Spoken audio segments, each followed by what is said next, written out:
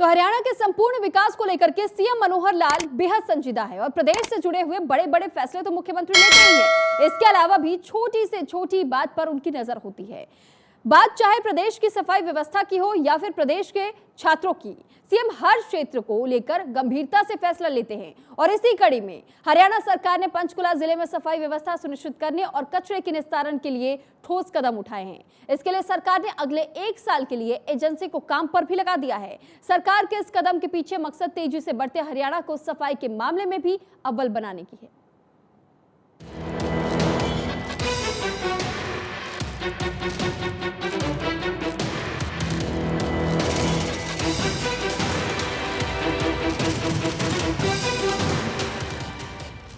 कोई गांव हो, शहर हो या फिर राज्य, उसके विकास के लिए जितनी जरूरत मजबूत इंफ्रास्ट्रक्चर और बुनियादी सुविधाओं की है, उतना ही जरूरी है वहां रहने वाली जनता का स्वास्थ्य।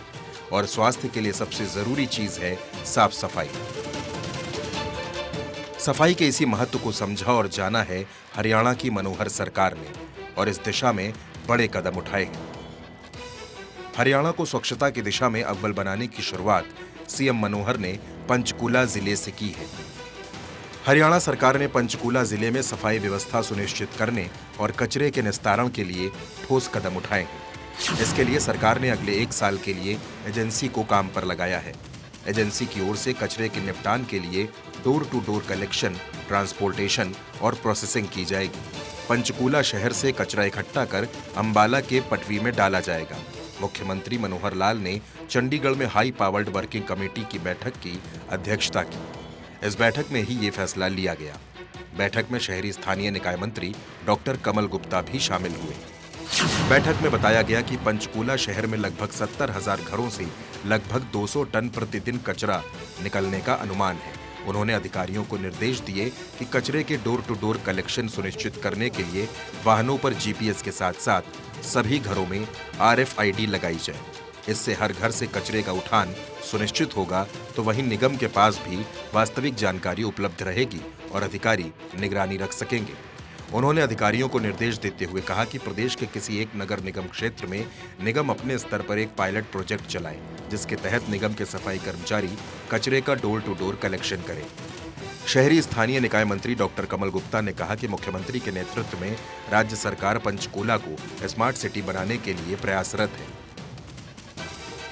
पंचकूला में ठोस कचरा प्रबंधन के लिए मुख्यमंत्री पहले ही विभिन्न स्थलों का दौरा कर चुके हैं, ताकि कचरे का सही तरीके से उठान और उसकी प्रोसेसिंग सुनिश्चित हो सके। शहरी स्थानीय निकाय मंत्री ने अधिकारियों को निर्देश दिए कि डोर टू डोर कलेक्शन पर विशेष निगरानी रखी जाए।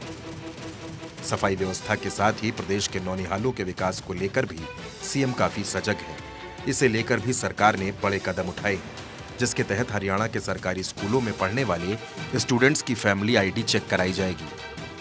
मुख्यमंत्री मनोहर लाल ने यह फैसला ई-अधिगम के लाभार्थियों से संवाद के दौरान लिया। निरीक्षण के दौरान यदि किसी स्टूडेंट्स की इनकम दिखाई गई होगी तो उसका सरकार वेरिफिकेशन कराएगी।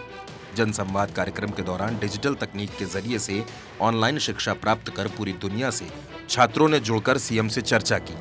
इस दौरान मुख्यमंत्री ने स्टूडेंट्स के साथ चर्चा के दौरान कहा कि ई-अधिगम योजना के तहत 5.50 लाख टैबलेट बांटे गए हैं। सीएम ने कहा कि सूबे में एक ऐसी व्यवस्था करनी थी जो स्थायी, सहज और सुलभ हो। साथ ही अध्यापक और विद्यार्थियों के बीच 2 तरफा संवाद हो और प्रश्न पूछने की स्वतंत्रता हो। इसी दिशा में 8.7 इंच के आकार के स्क्रीन के टैबलेट मुफ्त दिए गए। इसके साथ ही 2 GB इंटरनेट डाटा भी स्टूडेंट्स को मुफ्त दिया गया। इस दौरान सीएम ने बच्चों से संवाद तो किया ही, उनके अभिभावकों से भी बात की। बच्चों के माता पिता भी उनके बच्चों को निःशुल्क टैबलेट मिलने पर काफी खुश हैं। उन्होंने इस कदम के लिए सीएम की जमकर तारीफ की। मैं जी भार्गव का पापा बोल रहा हूँ। अच्छा, भार्गव के पापा बोल रहे हैं। तो आपका क्या अनुभव है, ये जो टेबलेट दिए हैं, इस बारे में आपका बच्चे के बारे में क्या अनुभव है?